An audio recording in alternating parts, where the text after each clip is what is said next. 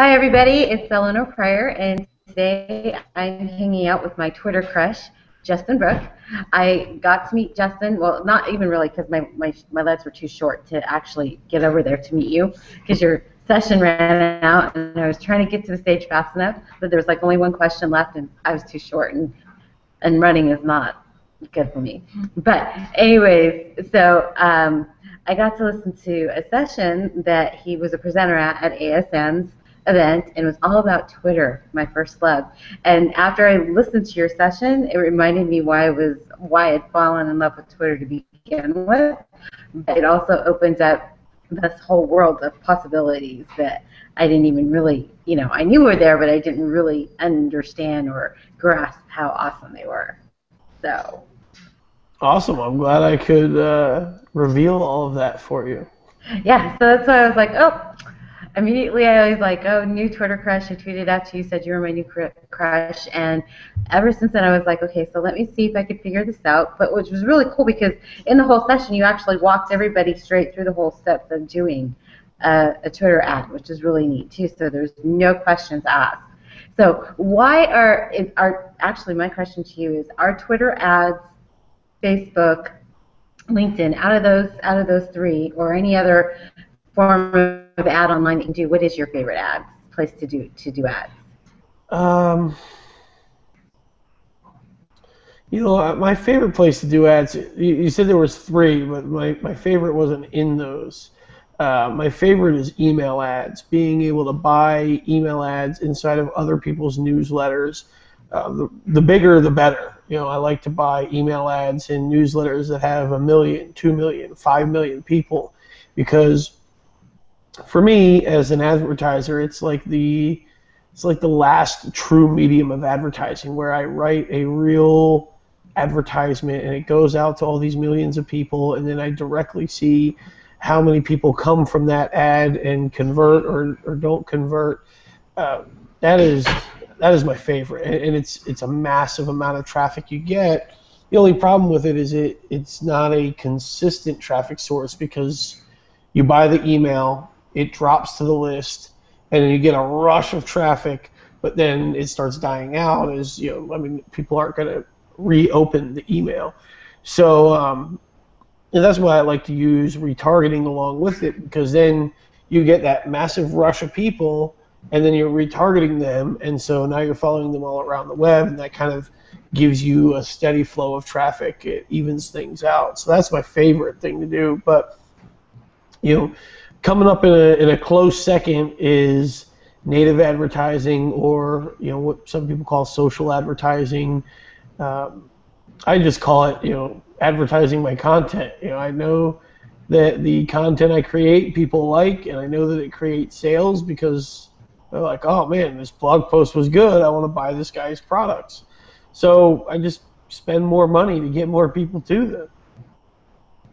And you're generating more of a relationship with them than just a normal, like, I hate to say spammy, but Well, yeah, it switches it from being a pitch to them feeling like they discovered the product, because to them, they were just on Facebook or on Twitter or YouTube consuming content the way that they normally are. I mean, they're already clicking articles and clicking videos and whatnot in those platforms, and so they clicked on one of my articles, loved what it said, and then kind of browsed around my website until they found my products and then bought. It's just the natural way the consumer is buying. right. And so in this last conversation we kind of had on Twitter, because I was really excited when I went to implement after the event, I implemented it twice. The first time wasn't so good, and the second time was but I was really excited because when I got into the back end of my Twitter ad account, I actually had $150 in Twitter ads, and I really don't know what I did, where those showed up from, but I was like, sweet, I have money that's not even my money that I get to spend. So I think I used pretty much most of it on this last one, and one of the things that you were saying was, and I told you in the tweet that I was pretty much aggressive, but that it doesn't work for aggressive sales. And Right. and there was no conversions, but the click-through rate and the that engagement Hmm. that it got to was pretty awesome. And so I really liked that whole targeting thing. I didn't have to know somebody's email address.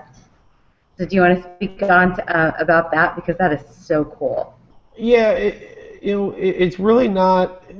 I think specifically, it's actually not even called Twitter ads.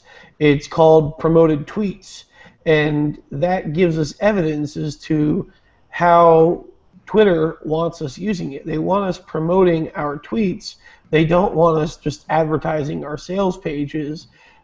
It's and social media is just not the right context for doing that. Social media is the greatest tool that's ever been created to reach out to the consumer and win over their hearts. And what we're all doing is like shoving our products down their throats just because we have that ability. It's like the days of when the fax machines and phones were first invented, and all of a sudden all the salespeople are like, "Oh, I got their phone number. I can just call them up and sell them something." No, we don't like that on the phone. We don't like it in the fax. We don't even like it on the TV anymore. Nobody's watching commercials on the TV. You know, so to do that in social media is, I mean, you can get away with it, and sometimes you can make the numbers work. Usually, what ends up happening is your account gets terminated after a while, after you build up complaints. But these mediums are meant for promoting your content, making sure your content is so good that they want more of it, and then showing them how they can subscribe or buy to get more of it, And that's or your made, products. right. And that's why Amazon Instant Video is so awesome, or just the DVR, so you can fast forward through the commercials. And Right. and yes, so yes, definitely. And that's probably why too. Another reason, like social, you have to be social, so you're engaging and having those conversations. Um, so tell me, like, what are your most successful promoted tweets? What was, which one, or tell me about one of those, as I'm struggling for words for that. Ironically enough, one of my most successful tweets is actually pretty aggressive, as aggressive as I would get with Twitter, and it's going straight to a lead gen page. The tweet says, made a spreadsheet with 202 traffic resources on it, and then there's a link, and people go to that every day. They go there, they click, they subscribe, and they retweet it, they share it, they favorite it. It's pretty crazy how much activity that one gets. The other ones that are more popular are just the different blog posts of mine that I'm out there promoting on Twitter. Are you making these mistakes on Facebook? Lessons I learned from a $12 million campaign. Those are the popular stuff. So on the going back to that aggressive one, that's pretty cool, because but I can see why that one would be good, because traffic seems to be like something that eludes people a lot. So they get this great content out there, and they know that they can share it on social media and stuff like that. If they don't have that audience, then they're not getting the traffic, or if they haven't made those connections. So I can Right. see why that one would really. Also, the market that I'm marketing that to, they're very used to seeing squeeze pages, lead gen pages, um, whenever they want something.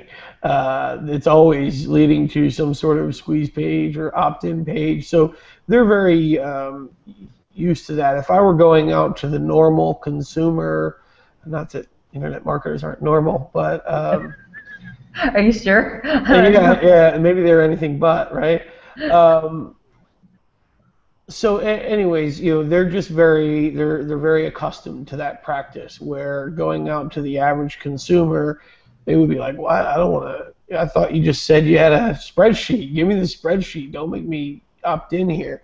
So I have that going for me in that aspect. But the other thing is when you use a tool, a very useful tool like that, you get a much higher perceived value, and people are much more willing to trade their email address for a tool that will save them time. If you're doing like a free report or a free video or something like that, that is something that costs me time. I have to read that. I have to hope that I'm going to understand it, that it's going to be good enough. where a spreadsheet with 202 traffic resources, I instantly understand the value of that, how I'm going to use it, why I want it, so that's a little bit why that one works a little better. Right. Yeah. No. The time thing. If you're going to go watch a free video, it's like, well, why didn't you just take it and embed it on a page so I could watch it? And then if I really liked the content, you could have given me another offer, and then on that be the option down there below, or just to Right. stay updated. So yeah, and videos and reading. I just downloaded a report that I have to read to do a blog post on it. I was like, oh my goodness, there's 103 pages in this. Am I going to get to do this report to actually do the promotion on it? So the time And the thing is way that I would change it today, and in fact, this is something we'll be doing very soon, is changing it to a blog post that says, are you using these 21 different ways to drive traffic to your website? People will still click on that. They'll still like that. And then at the bottom of that blog post, offering a little opt-in box that says, download our spreadsheet of 202 different traffic resources. That is a very relevant offer to someone who just clicked onto a blog post about 21 different ways to drive traffic. And that's the way to use content and then just show them a very obvious way of, here's how to get more of this great stuff. Yeah, that's awesome. You totally took and repurposed it, and then there's other ways you could totally repurpose that. Those 21, you could like do 21 instant little quick snippet videos, taking them that actually back to that blog post that gives them another 20 of them, or you can create an actual playlist in YouTube with that, directing them directly to that too, which is pretty awesome. Which brings me to another question. Have you actually tried? I know I get all wide-eyed and excited about stuff, but have you got to play with like ads, the YouTube ads? That's what I was trying to say. Yeah, we were constantly running YouTube ads. I run ads in Twitter, Facebook, YouTube, retargeting, anywhere that really makes sense. I mean, those are the three places that are really kind of winning the internet. If you go to Alexa.com, they're constantly in the top 5 websites on the internet. And then I use retargeting to follow them around to all the other websites that I don't really know where they go. So with YouTube ads, it's very cool. I kind of do the same thing. I give them a great little video about a traffic tactic, and then at the end of the video, I tell them, hey, I've got a free 1-hour course, video course that teaches you how to get 1 million visitors to your site per year. And so they're watching a video about traffic, and then I just offered them an even better video about traffic if they go subscribe. And it just goes back to the, use content and then make it super obvious to them how they can get more of that. And it works with physical products as well. You just have to be a little bit more clever. You just have to adapt it a little bit more. Yeah, so I can see where it would actually not just work, like the physical products, but also the different niches. So if you were a publisher on Amazon Kindle, or if you're a foodie and your blog is about recipes and things like that. There's so many different ways that it works if you do it naturally like that. Absolutely. Yeah. Cool. Yeah. Okay. So, what are your okay? Let me just go back because I am really obsessed with the Twitter ads or the promoted tweets, as you said. What are your favorite things about how Twitter has that set up? I guess what I like the most about Twitter ads, promoted tweets, is their targeting abilities. If anybody's used to using Facebook ads, Twitter ads is very, very similar. So similar that on Facebook we have something called custom audiences, and on Twitter you have tailored audiences. I couldn't think of a way to make that more similar. So whatever. I mean, it is very, very close to the experience you get with Facebook ads. But with Twitter, what's a little bit different is you can advertise on keywords that people are typing in. So if people are searching, or if people are using, let's say, a certain hashtag, or if they're mentioning the phrase foodie blogger, if they're, whatever phrase that they're mentioning, all of a sudden they will start seeing your ad in their newsfeed just because they're using that keyword. So that's very similar to Google AdWords. Another part that I like is being able to target my competitors and then advertise my ads right to their followers. Yeah, that was And what I was giddy over. That was yeah, like, yay! That was and the coolest thing. so many people out there are not using Twitter promoted tweets that they're really leaving their audience unprotected out there.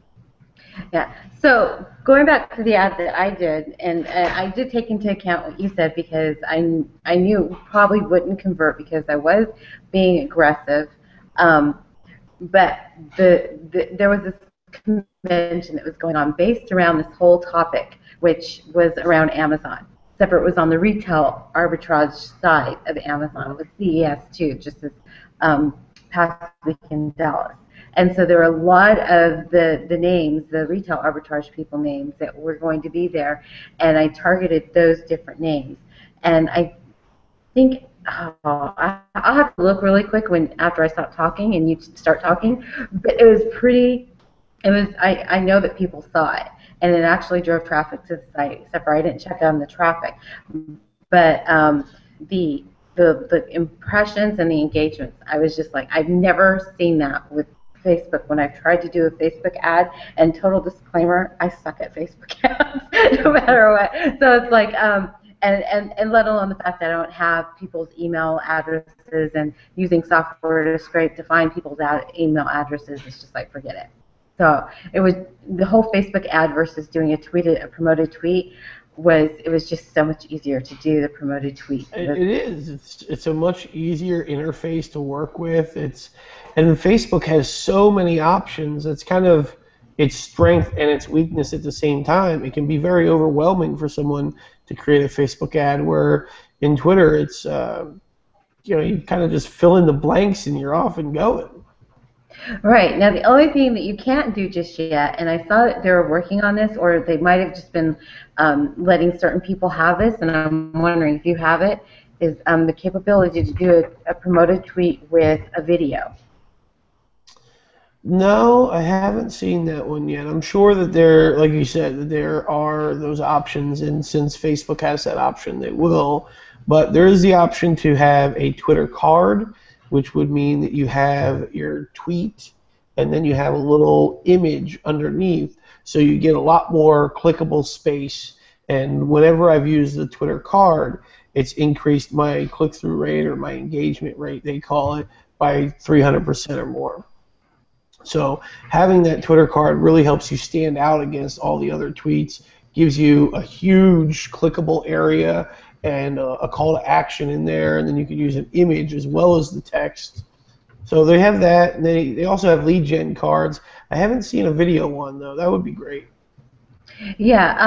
Oh, I wish I would have pulled that up, and maybe I'll find it while you're talking about something else in a minute.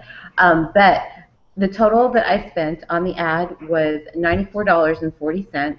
It ran from a Tuesday to a Saturday, and I got 25,000.2 impressions, and the link clicks, direct link clicks were 49, and the cost per click was $1.93, which normally I've never experienced that. I was super, super excited about that. And the amount of people that I targeted was, if it'll let me see that really quickly, I think it was like at least 30 to 40 people that I targeted. Mm-hmm.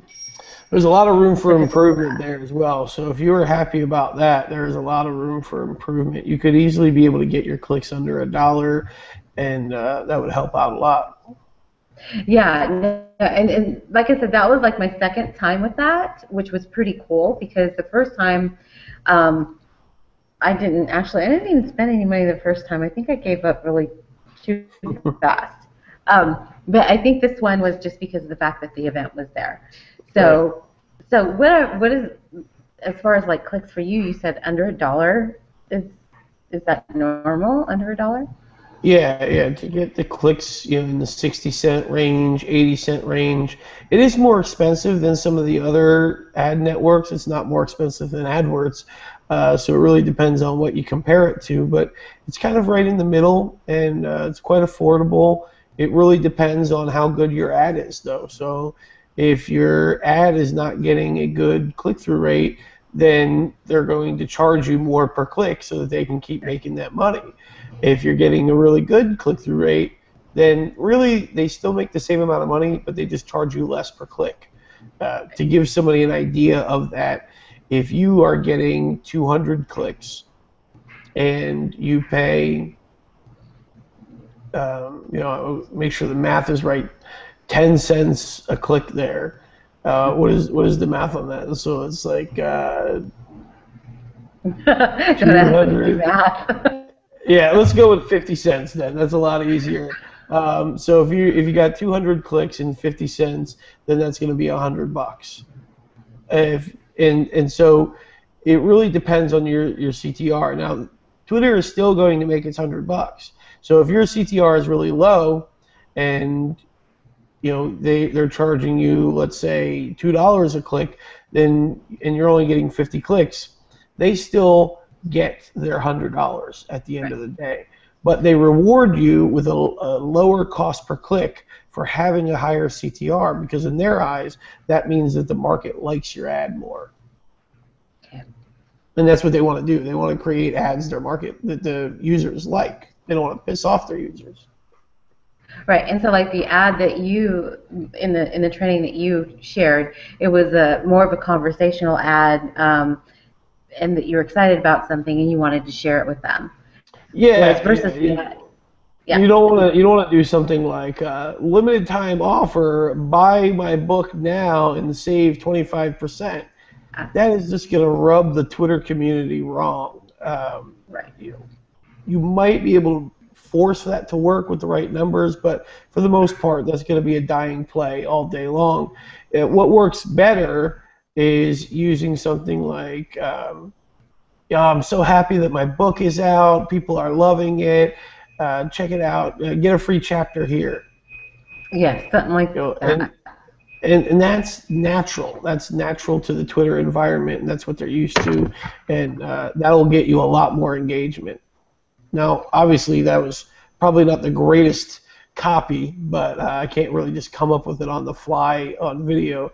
But that's the kind of style that you need. It needs to be a very natural conversational style. Right. And then, okay, so there is that, and then also, like with my tweet that I did for my ad, it was more of, it wasn't like, hey, go get this. It was more, this is your invitation to come check out. And so with that, it probably could have done a lot better if I would have worded it differently. Like as you said, give them a little more, it just not be more conversational. Right. So, okay. So one of the other things just with 1 second here, my desk. I just bought a new desk with a glass tabletop. It's like sliding all over. I'll never buy a desk like this again. But. Actually, no, that's funny because when my eyes go to the left, it was me watching my daughter walk around me to avoid the video, but she still kept getting caught in. So I was worried that there was about to be like a big loud shattering sound here, so I keep my hands off the desk while we talk. Yeah, those glass tables can be really fun, and especially with the little rubber thing, so then they move. Yeah. Okay, so, well, now let's see. The Twitter promoted tweets.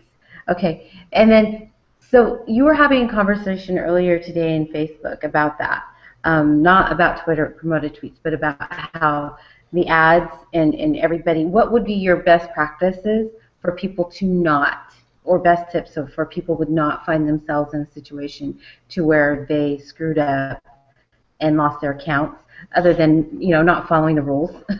Yeah, so there's a lot of people that are getting their accounts banned or terminated, suspended, whatever word you want to call it, on Facebook, and they're upset by it because their ad was approved. So they feel like I wasn't doing anything wrong. But the ad wasn't the problem. The problem was the strategy that they were using.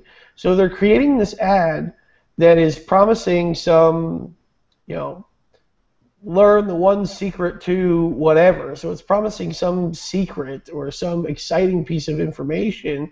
And then when the user clicks on it, like, oh my gosh, this sounds amazing. Just what I've been looking for. This will probably solve my problem that I've been having for months and been keeping me awake at night. And then they land on a video sales letter, or they land on a sales page. And the video sales letters are like, for most of them, they're ugly, and they're just reading to the person instead of just letting the person read at a slow pace. They're forced to watch it the whole time until they finally get to see the price. And so it rubs people wrong. That's not an enjoyable process to go through. Could you imagine if every product we bought, we had to do that?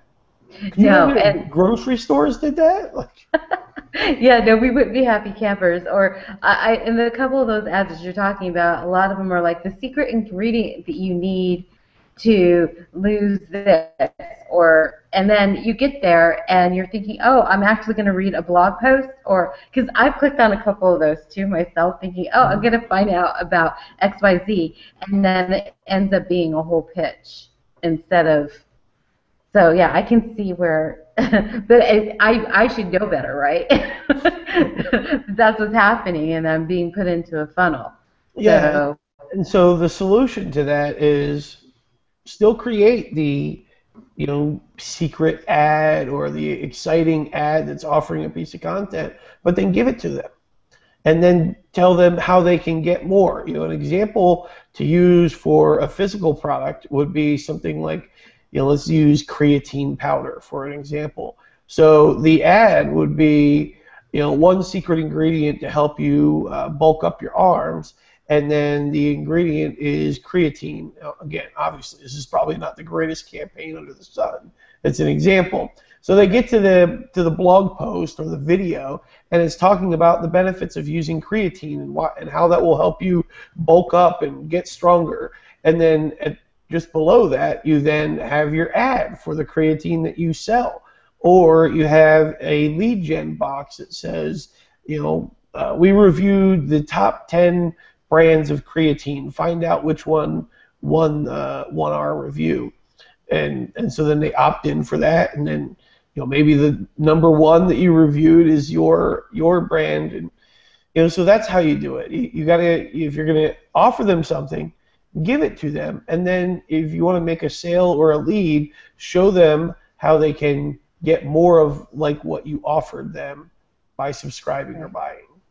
right, and creatine is just like a powder. So like, isn't that like a powder that they could add into a smoothie Yeah. or something like that? Okay, so well then there you go. Here's 5 recipes. You want 5 recipes to add in our creatine in, or something like that.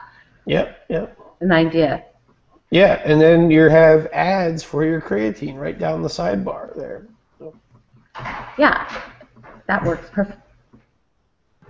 I didn't warn the. I forgot she gets home at 1:40. Yes, this is my daughter. Say hello to Justin. Hi. Justin is my Twitter crush. Okay, now listen. She. This what I'm talking. I'm doing a live Google Hangout, so you can't talk. But she looks just like me, so we call her Mini Me. mm-hmm. I don't know if that's a good thing or not. My son looks just like me as well. So, cool. Okay. Well, are there any last, before I let you go, any last things that you think that you would like to share or think that people might need to be aware of? Yeah, the biggest thing that I see people doing when they first get started with their first couple of ad campaigns is, I'm gonna put $100 on there, and they're gonna pray that they make that money back, or ideally in their minds they're like, I'm gonna put $100 on here. I hope I make 1,000. That would be cool if I make 1,000.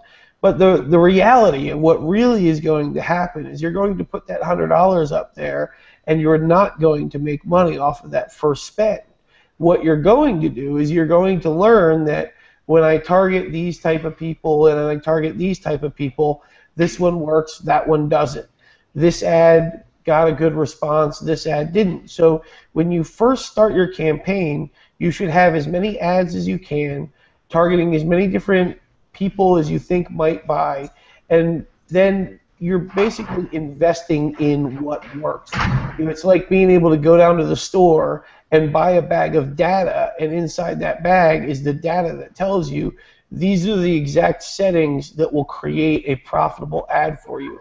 And then the second investment you make, now that you've learned what works and what doesn't, the second investment and the third investment, that's where you start making the money. So I just hate to see so many people, they save up $500 or $1,000, and they put it on there, and then they don't get a good result, and they're like, oh, that doesn't work. But they were like 90% of the way there. They had all the evidence right there in front of them if they would have just spent money the second time. So that's something that is really important for people to understand.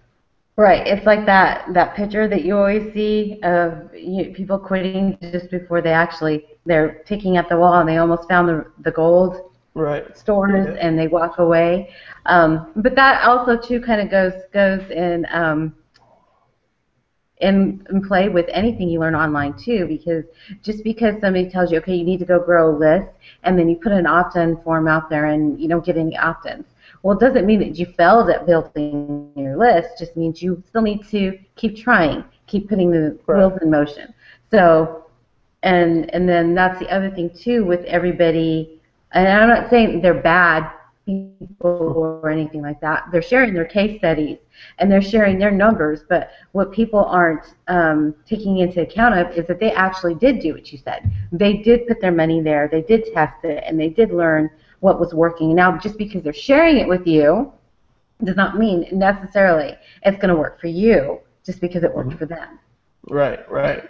That's all we can do is we can look at what other people are doing, and sometimes we get the opportunities to get a really insider's look of what they're doing and how it works, and then we need to apply it to ourselves, but our products and our voice and our market and the way that we sell it and the price that we choose, all those different things affect how those techniques are going to work for us. So we always have to modify it a little bit. Right. Yeah, that was cool. See, and that is a really good last tip, because I know for a fact, because I have fallen into that trap too, where I'm like, oh, okay, they've done this, and then I haven't actually thought that through to where, oh, just because it worked for them doesn't necessarily mean it's going to work that way for me. Right, So, right, yeah. And not saying that nobody, yeah, we've all been in that little position. So, anyways, I am super excited that you hung out with me today and totally opened my eyes to the possibilities of promoted tweets and other avenues that are out there for advertising, and then also the great reminder too, because nobody does like the car salesman, so that's the best way to put it, right? Yeah, absolutely. If the car salesman taught you about the car and told you cool stories about the car and what movies the car was in, you'd all of a sudden be like, wow, this car is pretty cool. I want to buy it. So. Yeah, actually, that's a funny story before I let you go. I never really liked my name. And then my future aunt, before I married my husband about 14 years ago, she's like, oh, you've never seen Gone in 60 Seconds then, have you? I'm like, no, I don't like my name. I don't like my name. Yeah, I love my name now. Right. One day. So, yeah. So, yes, the story of what it is and all that good stuff. Awesome. Cool deal. Absolutely. Well, it was great hanging out with you today. Thanks for having me on. All right. Thanks for hanging out with me, too. All right. Have a good afternoon, everybody. Bye, Justin. Bye. Oh, wait. Yep. Where can everybody find you? Oh, go to iamscalable.com or just Google Justin Brooke. I usually show up at the top. I better. I better. All right. Have a great afternoon. Bye. Bye.